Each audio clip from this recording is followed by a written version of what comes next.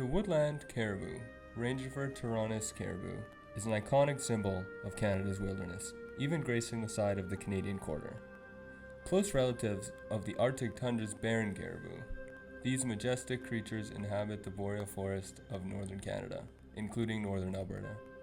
Unlike their migratory cousins, the woodland caribou are primarily sedentary, moving only within localized territories.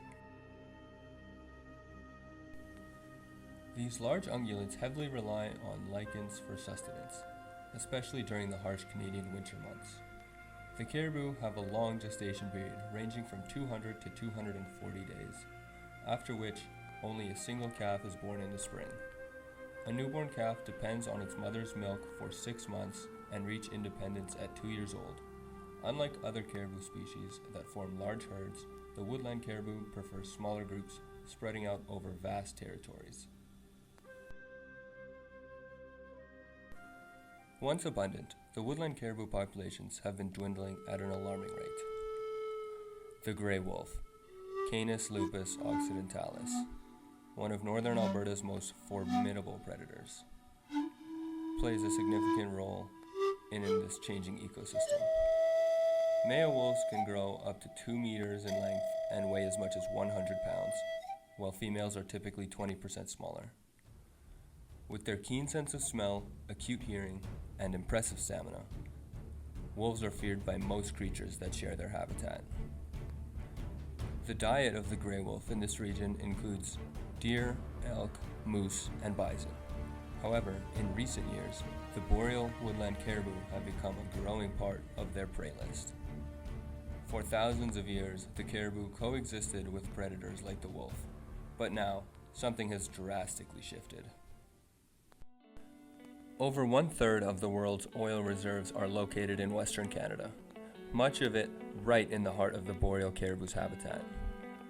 The oil extraction process has introduced seismic lines, narrow, linear corridors created for machinery access and exploration. These seismic lines, historically up to 10 meters wide, disrupt the environment by bulldozing vegetation, topsoil, and the crucial seed bank that supports the forest's regrowth. These seismic lines have unintentionally provided wolves with an advantage, creating efficient hunting pathways that cut through the caribou's territory. Research shows that wolves can hunt 2 to 3 times faster along these open stretches compared to natural forests, allowing them to kill more caribou than ever before. Tragically, the caribou population is unable to adapt to this increased predation rate. Seismic lines, which account for nearly 70% of the linear stretches used by wolves, have become highways for hunting. Without intervention, the caribou could face extirpation in parts of Alberta as early as 2041, especially in areas where wolves thrive.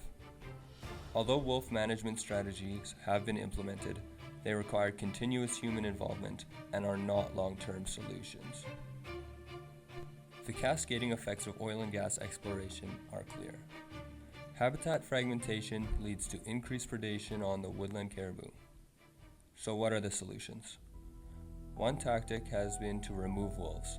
Alberta's caribou recovery plan involved culling wolves, often by shooting them from helicopters during the winter months, which temporarily helped protect caribou.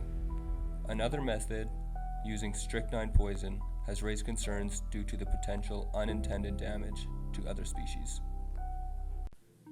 However, recent research points to habitat regeneration as one of the more sustainable solutions.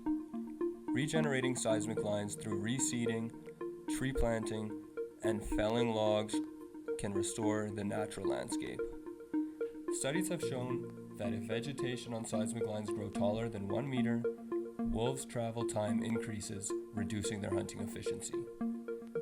Yet, more research needs to determine the precise stage of regrowth that efficiently slows wolf movement. Controlled burns are another potential method to accelerate habitat restoration. Despite initial appearances, fire does not significantly harm woodland caribou, and these animals have shown resilience even in areas with high fire rates. Controlled fires could speed up the natural regrowth process, making them a viable option for habitat recovery. Restricting human activities, such as off-highway vehicle use, is also crucial. The continuous use of ATVs, side-by-sides, and other vehicles along these seismic lines prevents natural regrowth and keeps the corridors open for the wolves. Limiting such activities will allow the natural process of reclamation to occur in these spaces, blocking wolves' access and helping balance the ecosystem. The boreal forest, with its dense vegetation and abundant resources, have long supported the woodland caribou. However, the relentless search for oil has fragmented their habitat, tipping the balance in favor of the predators. If we fail to take action, the wolves will continue to decimate the caribou population, pushing them towards extinction. By adding both predator management and habitat restoration, we have a chance to restore balance to this fragile ecosystem.